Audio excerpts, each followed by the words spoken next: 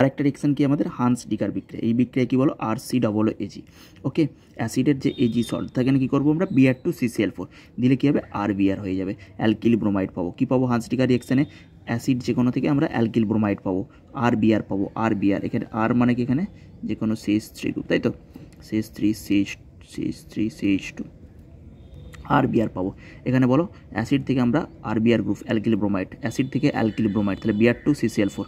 তাহলে আমরা যদি আমাদের এখানে যদি অ্যাসিটিক অ্যাসিড থেকে আমাদের কি বলো CH3Br যদি কনভার্সন দিয়ে দেয়, ওকে, তাহলে মিথাইল ব্রোমাইড থেকে আমাদের কি বলো অ্যাসিটিক অ্যাসিডে যদি কনভার্সন দিয়ে, তাহলে আমরা প্রথমে কী করবো AgOH দেবো, দিয়ে RC-AAG-তে কনভার্ট করে নেবো, RC-AAG-তে কনভার্ট করে নেবো, RC-AAG-তে কনভার্ট করে নেবো, তারপর Br2CCl4 দিয়ে RBr-এ পরিণত করে নেবো। করবো না প্রথমে আমরা অ্যাসিড দিয়ে থাকলে সেখানে Br2CCl4 দিয়ে RBr-এ করে নেবো, ঠিক আছে, পারবো। আর CH3CAAG দিলে AgOH দিয়ে আমরা CH3CAAG-তেও কনভার্ট করে নিতে পারবো।